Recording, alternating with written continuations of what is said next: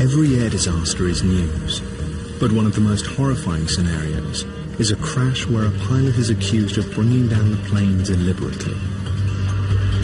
Such is the case with SilkAir Flight 185. This is a story of confusion and conflict, of detective work and scientific deduction.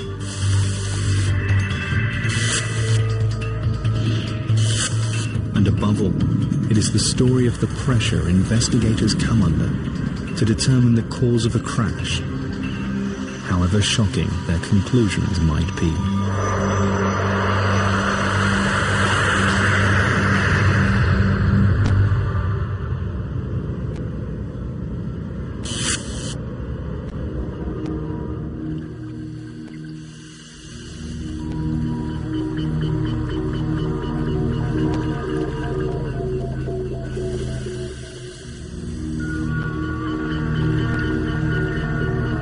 In the early days of 1998, a voice recorder is recovered from the mud of the Musi River in Indonesia. Crash investigators hope it contains a record of one of the most controversial disasters in aviation history.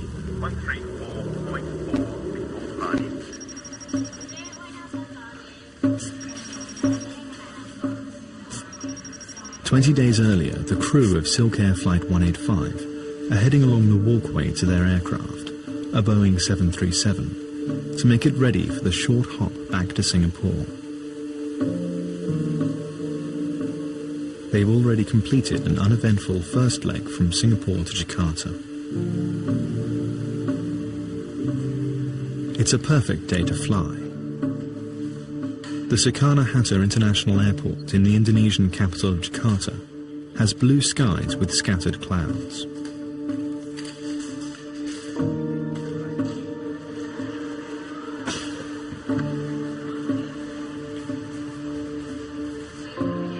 "97 passengers are joining Flight 185 for the 1-hour, 40-minute journey to Singapore.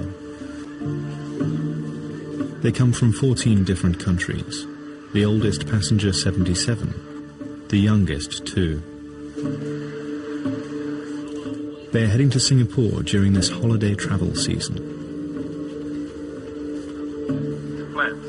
5 degrees green light. The voice recorder reveals that everything is completely routine in the cockpit. 4.7 unit check. 00, 4.7 checked. Takeoff briefing? Complete. It's complete to the line.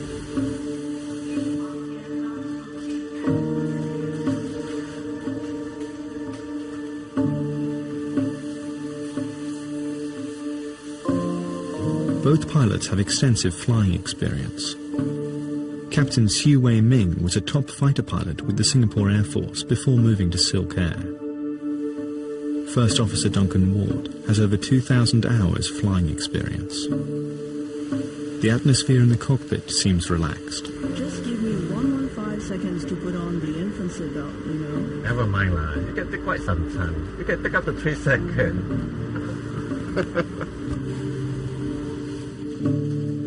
The last passengers board the aircraft, and the doors are closed.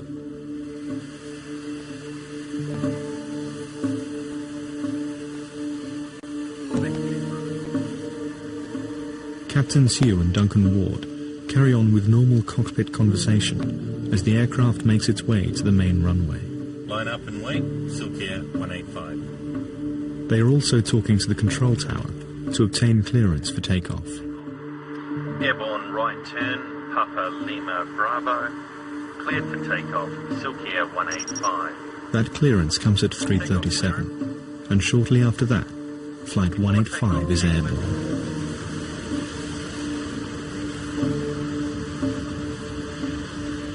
Jakarta Air Traffic Control assigns the 737 a cruise altitude of 35,000 feet. And as the aircraft passes through 19,000 feet, Captain Siu starts the familiar welcome routine. Good afternoon, ladies and gentlemen. This is your captain. My name is Su Wei Ming. On the flight deck this afternoon with me is First Officer Duncan Ward. The seatbelt sign is now off. Feel free to move around the cabin. However, while seated, For your own safety, have your seatbelt fastened.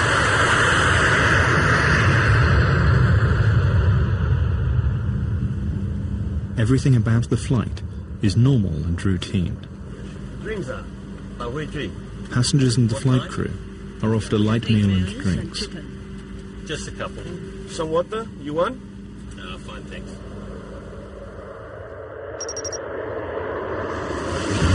"28 minutes into the flight. Go back for a while. Finish your plate. I am. Some water? No, thanks.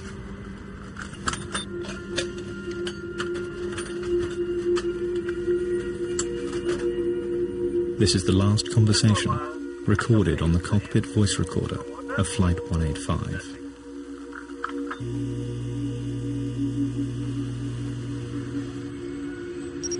But an exchange between the control tower and Duncan Ward is recorded in Jakarta some 5 minutes after that final conversation between captain and first officer. SilkAir 185, you were just passing a beam power path. It's not known whether Captain Siu has returned to the flight deck at this stage, but Duncan Ward responds to the call, giving no indication of any problem on board. SilkAir 185, roger. 134.4 with full party. Just over a minute later, Indonesian radar shows the plane beginning a rapid descent.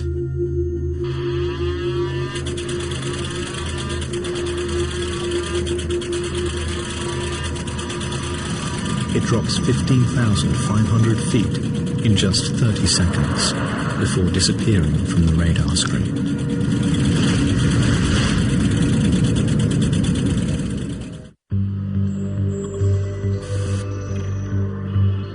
Planes are designed not to crash, and yet they do. And some of the world's top aviation minds are employed to find out precisely why. The air crash investigators. As an investigator, you hope that you can bring some positive to light out of a very tragic circumstance. My goal has always been, I want to enhance aviation safety. On December 19th, 1997, SilkAir Flight 185 disappears from the radar screen while on a routine flight from Jakarta to Singapore. There's no emergency call from the crew. I was working, and then the plane came from that side. It made a sound like rah, and then it made a U-turn to that side and crashed into the river with a big boom and a water splash. The village of Sukamaju sits on the bank of the Musi River near Palembang in Indonesia.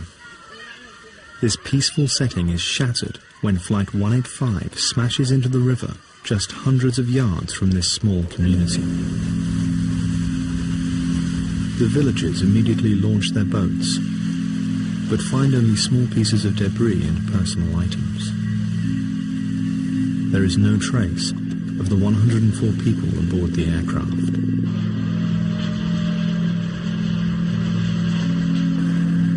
Very soon, investigators and relatives of passengers arrive at the remote crash site.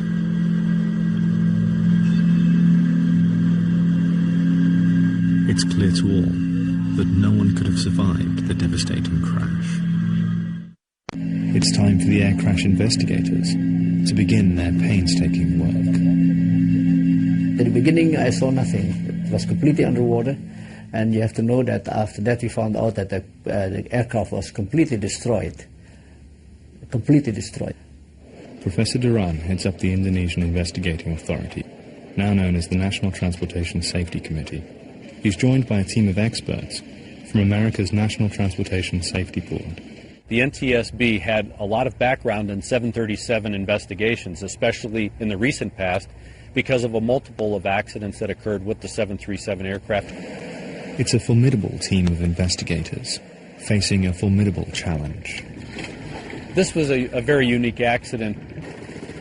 I had seen high-speed destruction of aircraft that had struck the ground, but there were large pieces of that aircraft left. In this particular instance, because of the speed that the airplane impacted the water, it was total devastation, total destruction of that aircraft. The first impulse is just to cry after I've seen the wreckage.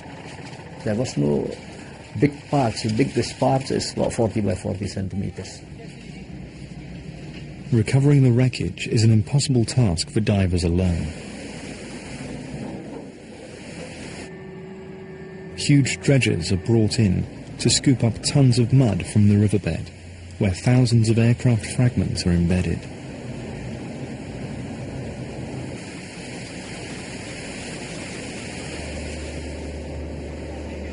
Any one of these fragments could hold vital clues. Of paramount importance, the flight data recorder and the cockpit voice recorder, the two black boxes that record every detail of every flight. If the box has stayed intact, it has what's called a pinger on it, but it's only good for 30 days. So it's a race against the clock to find those two boxes. Days of searching and dredging the muddy river bottom turn up nothing but shattered aircraft fragments.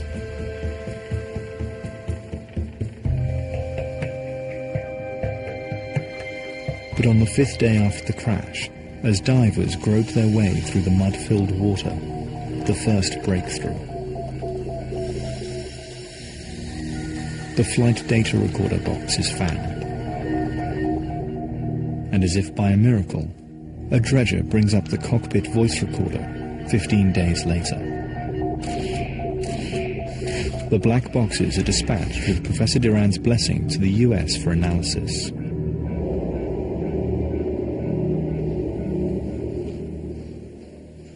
Meanwhile, the job of identifying and assembling the fragments continues. 73% of the plane's wreckage is recovered and is yielding vital information to investigators. Some will suggest that this was the path of SilkAir 185 as it left normal flight. In the space of just 4 seconds, the component at the heart of the rudder assembly. The rudder is moved by the Power Control Unit, or PCU, but problems have been previously reported with this unit. As soon as it's recovered from the river, it's sent to the US for inspection. But other wreckage fragments are yielding some shocking information. Both engines were set to full speed at the time of the impact, and flight controls were set in such a way as to point the nose of the aircraft down. It looks as though the pilots have been powering directly down towards the ground and not trying to pull the plane from its deadly dive. It was that the circuit breaker, the power had actually been removed from the box itself. I remember sitting at the NTSB headquarters when it became apparent that the power to the recorder failed. And I was the new boy there, and I asked the question. I said, does this happen very often? One of them said to me, no. He said, this has never happened. This is bizarre. Now we have to consider pilot suicide. The investigators are reluctantly drawn towards the unthinkable. Pilot error is always one of the primary areas of crash investigation, but what is unfolding here is the chilling possibility that Captain Sue deliberately crashed Flight 185.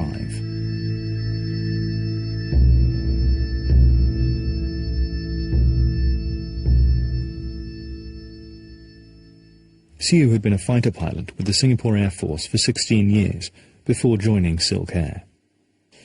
He was considered a top gun in the Air Force, eventually joining the Black Knights, the Air Force's aerobatic display team. Investigators delved into Sue's Air Force history and found he had several brushes with death. Reaching the rank of Major, Sue decided that civil aviation offered him the chance to keep flying and spend more time with his family. Quite a few military pilots are task-oriented, and sometimes they have difficulty moving into civil aviation where safety is much more paramount, but I didn't see any problems like that with Sue. Sue Wei Ming left the Air Force in 1992 for SilkAir, where he was fast-tracked into the captain's seat, and then later promoted to instructor pilot. But he ran into professional problems just months before the crash. SilkAir questioned Sue about an unorthodox landing. Shortly after this incident, he turned off a cockpit voice recorder, but switched it on again before takeoff at the first officer's insistence. Captain Siu was reprimanded by SilkAir and demoted from his instructor's position. The investigators are beginning to put... At least for the moment. It's a large step to considering that Captain Siu committed suicide, and in doing so, to conclude that he also murdered 103 innocent people.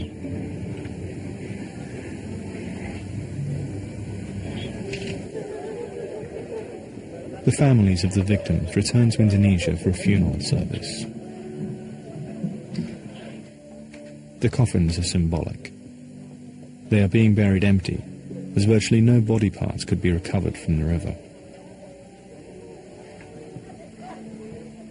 The grief of the relatives is a palpable reminder for the investigators. The families need answers. Why happened a new aeroplane become like that? You know, why that plane? What happened to, you know? Betty's daughter was Bonnie Hicks, a well-known model and author in Singapore. She was on her way to a family holiday with her American boyfriend. Although desperate to know why the plane crashed, Betty could not accept the pilot's suicide theory. I don't believe from start. I don't believe. Don't blame him, because for goodness sake. He got wife, he got children. You think he do that? It's always hard to try and rationalize why somebody would intentionally do something to harm him or herself and, of course, passengers in the back of the airplane. And while you don't want to believe it and you want to try and focus your energies on disproving it, it does become reality at a certain point, and then you have to accept it and then work through it. Along with Siu's professional problems, investigators are also beginning to uncover a man in financial difficulties. There are reports that Siu's stock market trading account had been suspended twice just prior to the crash, owing his brokers over $100,000. Rumours also circulate that Siu had taken out a life insurance policy that came into effect the day of the crash. Figures of up to $3 million are reported. All of a sudden, you start to build this picture that this pilot is surrounded in a black cloud. Things are starting to collapse. If the theory that Captain Siu brought down the plane deliberately is correct, it's likely he had asked the first officer to leave the flight deck, or otherwise disabled him. Peter Macmillan says this would have been necessary, as Siu would need all of his force to put the 737 into its deadly dive. Okay, we're cruising at 35,000 feet. To achieve this trajectory, we disconnect the auto throttle, which will bring up a warning here. Then we disconnect the autopilot, which will bring up another warning up here. Roll the aeroplane to the right, all the way over, into it nose down. That's 20 degrees nose down. The aircraft's now almost inverted, and full forward stick is tuned, and the stabiliser trim is wound full forward. And you can see the pressure that I've got to hold on here. If I let it go, it tries to recover. The instantaneous vertical speed is almost off the flap. And you can see the altitude unwinding. Now hit throttle freeze just so I got that little bit whiplash. But there is no direct evidence for this sequence of events. 3 years after the crash, Indonesia's National Transportation Safety Committee, the NTSC, finally issues its report. It contains nothing concrete for the families. No cause can be found for the crash. I came in front of them, I asked them to come, and I say, forgive me, I cannot find the real truth. I couldn't find. I did my best. This inconclusive report is a shock to the American team. At their final meeting with their Indonesian colleagues, there seemed to be agreement on a single conclusion to the report: pilot suicide. When I read that report, I felt deflated because we had put so much energy into developing all of this information painstakingly. We look at little parts, pieces of wire that are only this big, thousands and thousands of these little pieces, looking at all of this stuff over a long period of time, months and months and months, only to have this report come back and say, we don't know what caused this accident. As an accident investigator, I can't accept that. As an engineer, I would like to have a one-to-one connection, cause and effect. I didn't see the cause and the effect. Yeah. I see only an effect. The aircraft went down. I don't know what the cause is. And I cannot prove that the cause of the accident going down, the aircraft going down, wasn't suicide. It could be also a mechanical failure. We did have a reason for it. We did identify that reason, and it was an intentional act, not a physical problem with the airplane, and it wasn't an unknown. We did have a known. In an unprecedented on-page spat, the NTSB and the NTSC comments and counter-comments are published and incorporated into the final report. Instead of clarifying the crash, this report simply brings further confusion to the families of the victims. And for them, they can't understand. You've done all this, you've spent all this money, you got all this expertise, and you can't figure out what happened?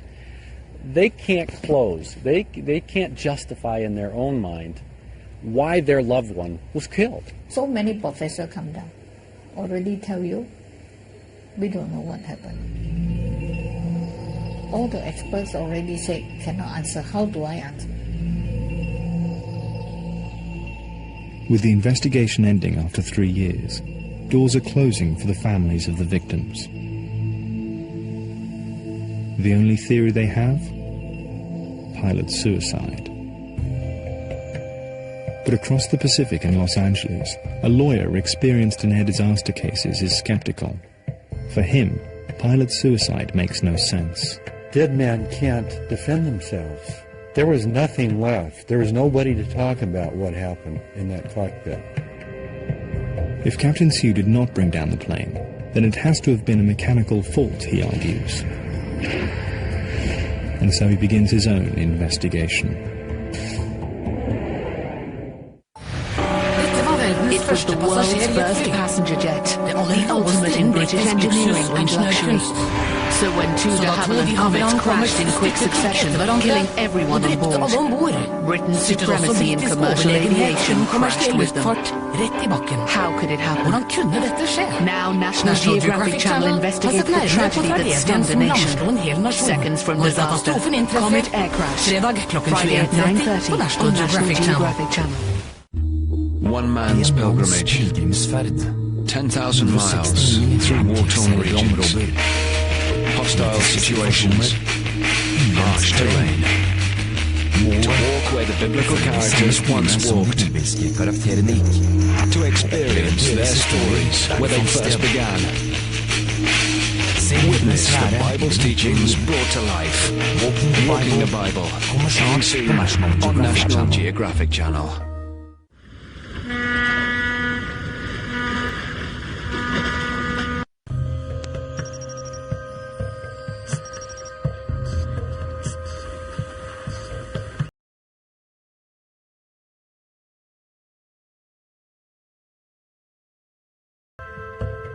LA lawyer Walter Lack is skeptical that the pilot of doomed SilkAir Flight 185 intentionally crashed the plane, killing all 104 people aboard. There are so many easier, more reliable means of disabling an aircraft. He could have dumped all the fuel and they would have gone down within seconds. He could have done any number of other things. This is really not the way, if you're going to pull it off, to do it.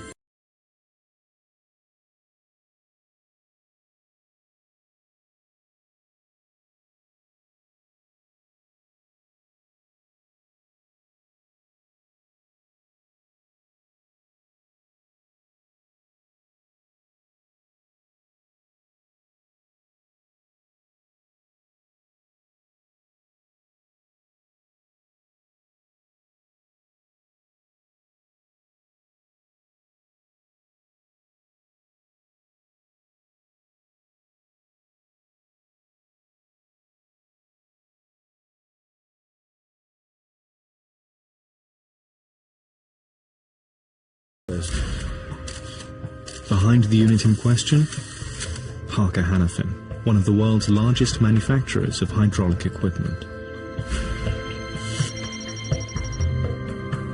Walter Lack calls in experts, father and son team Don and Colin Summer, who have experience in the aviation industry, and in testifying on behalf of crash victims. SilkAir came in the wake of both the United 585 crash in Colorado Springs and the U.S. Air 427 crash in Pittsburgh. We were also charged with investigating those crashes.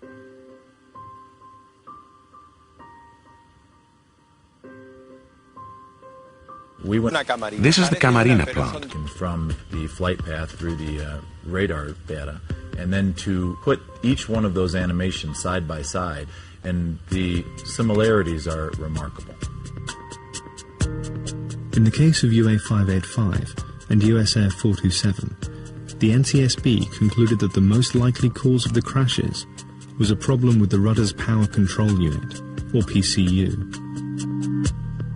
Even though the two crashes in America happened as the 737s were on approach to landing, the Summers are convinced that a similar rudder hardover caused the SilkAir plane to roll and dive from its cruising altitude of 35,000 feet. 737 pilots had been advised of this problem, and the flight manual indicated how to react in the event of an uncommanded rudder hardover. Both Captain Siu Wei Ming and First Officer Duncan Ward received this extra training. In the simulator, a pilot knows that it's coming. He knows what the routine he's supposed to run through is. When the pilot is in cruise flight, as in SilkAir 185, he is not expecting this type of action. He's not expecting the aircraft to roll over. And now he's, in a position where he's hanging by his seat belt. He's trying to figure out what happened. And the fact is that in the 737, there is no warning. There is no indication as to where the rudder panel is, and there is no light, no sound, no hint to the pilot that something has gone wrong with the rudder. Because of the history of rudder problems in the 737, the maker of the PCU, Parker Hannifin, was put on standby right after the crash to help identify recovered wreckage. Lack and his team claimed that Parker found the PCU, but their tests didn't uncover the whole story. They sent a GO team immediately to go locate this thing, and they found it 20 foot below water, buried in the mud. It took them 3 weeks to recover it. And they gave it kind of a cursory look and said, we don't find anything wrong with this valve. It seems to be functioning perfectly normal. And then they sent it back to the NTSC.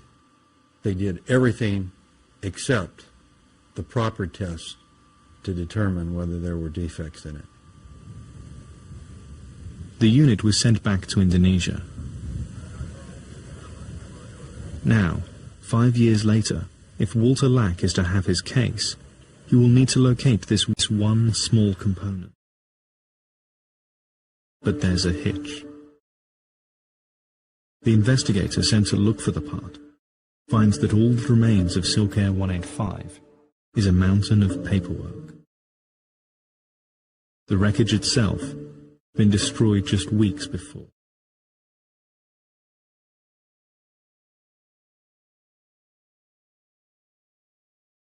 Learned about safe in the office.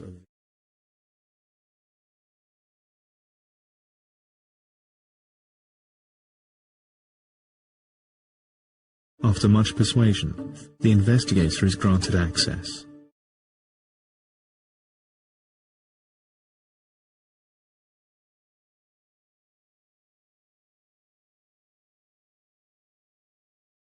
And indeed is a single remnant of the SilkAir crash. And not just any remnant. It was the actual servo valve that's been the focus of our attention. Finding the power control unit is a remarkable breakthrough. The one piece from all the many thousands that the investigators needed. A unit the size of a soft drink can. The only part still in existence from the SilkAir 737. This is a dual concentric servo valve, as manufactured by Parker Hannifin. And inside the valve are two servo slides. The interior slide is known as the primary slide, and that primary slide has tiny little lands on it, and in those lands hydraulic fluid is ported. The secondary slide, which rests inside the housing, also has lands on it. This valve is part of the 737's hydraulic system. When a pilot steps on a pedal, a hydraulic impulse passes down the length of the plane to the valve, which activates the rudder mechanism, turning it to one side or the other. The movement of each of these slides in either direction is only about the thickness of a small coin. So in order to move the entire rudder surface of a Boeing 737, this little valve only moves 45 thousandths of an inch in either direction. This precision device has built-in redundancy. Each slide is supposed to take over if the other should fail. The problem that was discovered is that if the secondary slide becomes jammed, the rudder will go to a hard-over position and the pilots cannot return it to neutral.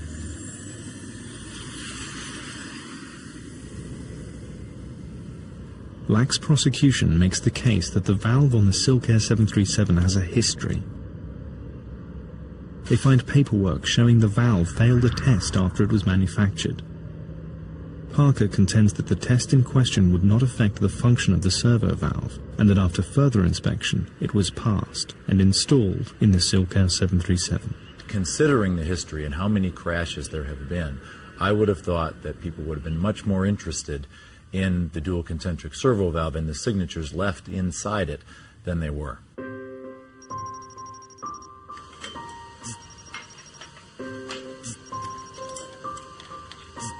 Now that the PCU has been retrieved, it's sent to a specialist lab in Florida for more testing.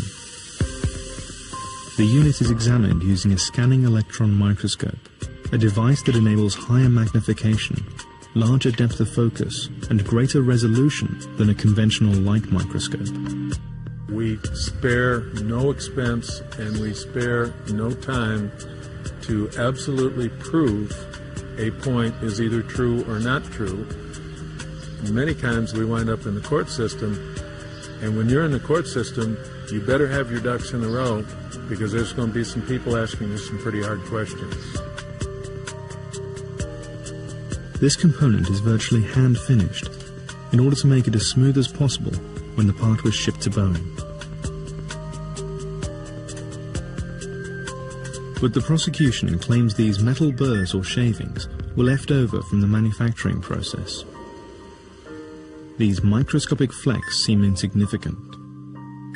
But according to Walter Lack's expert Colin Summer, the fate of an entire 56-ton aircraft may depend on these tiny shavings of metal. But this marked the start of the captive breeding project. Tight tolerances and such a snug fit between all these components is that they are very, very intolerant of any kind of impurity that is running through the system. Any kind of a metal chip, any kind of a burr, any kind of an imperfection during manufacture causes a huge effect on tolerances of these sizes.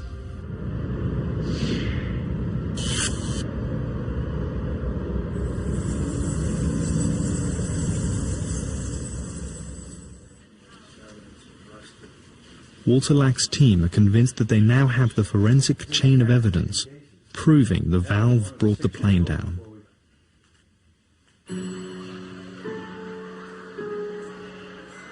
But still, there is evidence for suicide that Lack hopes to refute. If he was going to commit suicide, why didn't he do it on his way down? Why did he wait till the way back? He had his wife waiting for him at the airport. The last thing he told her was, "Well, pick me up at 4 in the afternoon. We're going to get in about 3:45. This flight was completely normal in every way.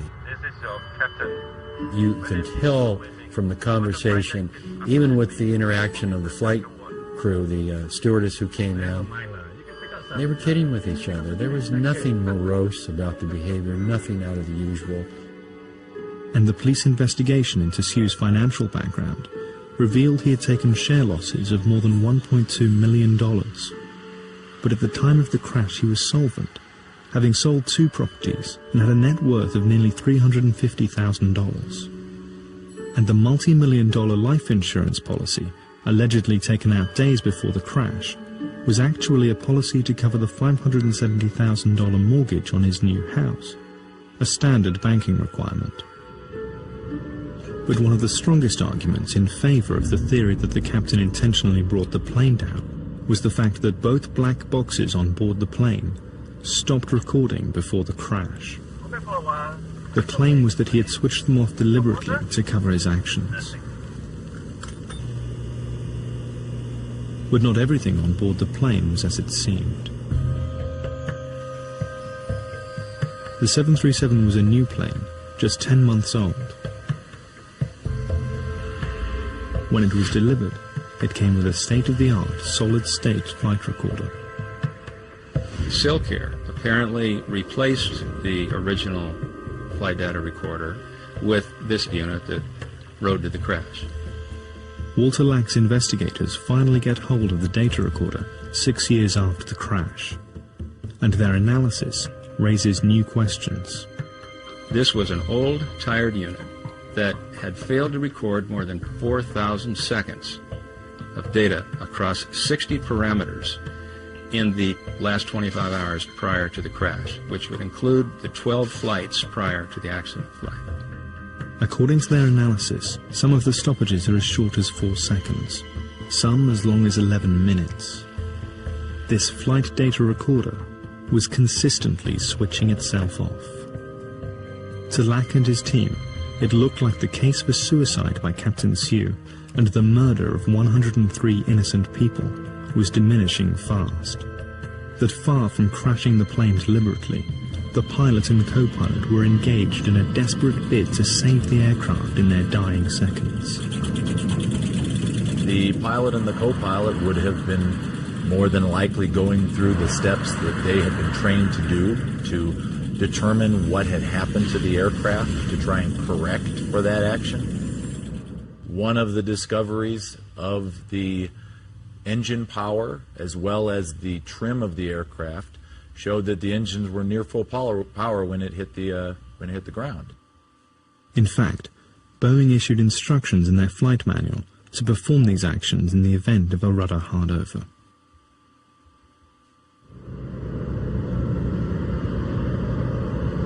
But in the case of SilkAir, some believe that the plane flipped onto its back in less than 5 seconds, and nothing more could be done. This was enough to take to the Los Angeles Superior Court.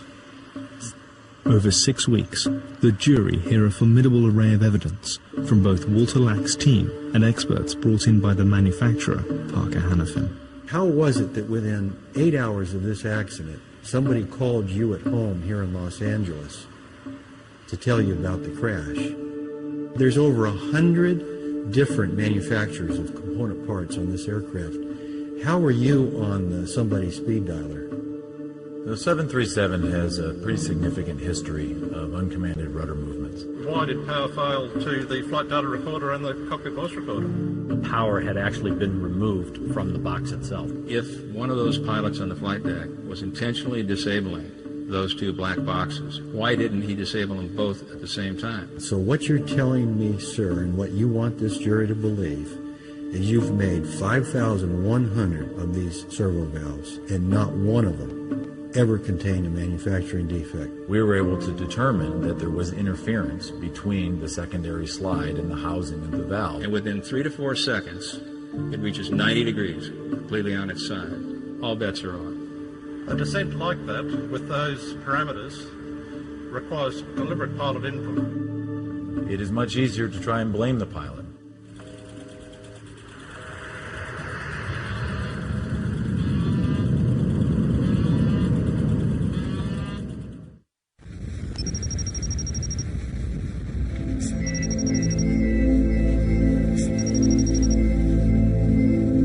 Every year, family members and friends of those who died in the SilkAir crash of 1997 return to the crash site near Palembang in Indonesia.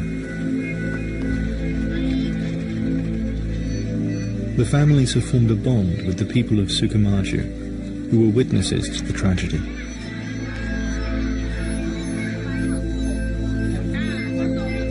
It's another station in their annual pilgrimage. And they always bring gifts. I know the village people are very poor, so I just want to bring something for them. The poor kids, they're nothing. You know, why can't bring something for them, make them happy? And the moment I feel good, they're happy. Bonnie like me to do that also. It's a part of coming to terms with what has happened, letting some good come from the tragedy.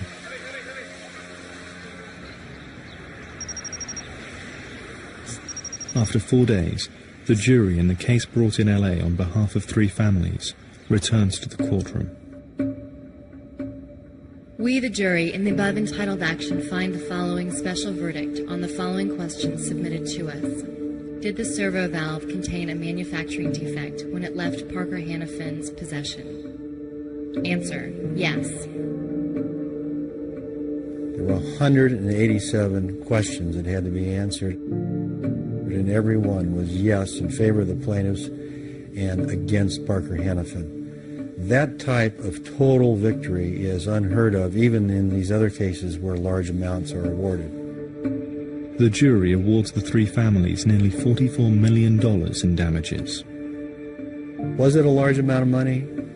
Unquestionably, yes, it was. Was it fair compensation for the evidence we put on? It was 100% justice. It's the kind of case they built the courthouse for. After threatening to appeal, Parker Hannafin makes a call.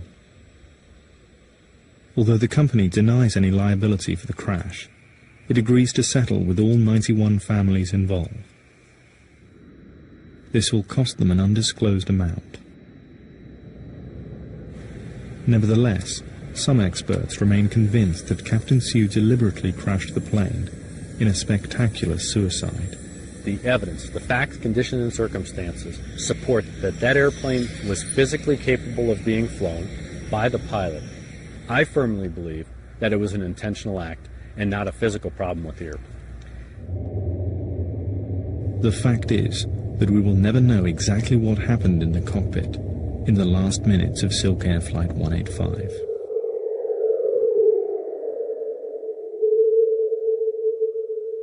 But after a series of incidents with uncommanded rudder hardovers on 737s, the Federal Aviation Administration have ordered that all 737s, thousands of them, have to replace the original rudder control components with newly designed systems with extra built-in redundancy by 2008.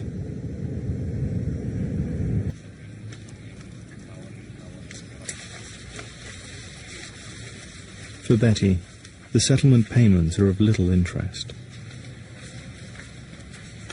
I never feel better. I'm so lonely, right? Nothing to hope, nothing to look forward. My life anymore. Even you give me 10 million, 20 million, so what? I'm alone.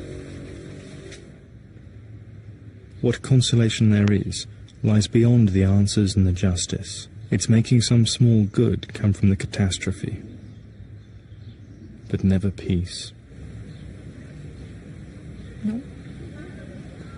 How can be peace? I also don't know how to be peace.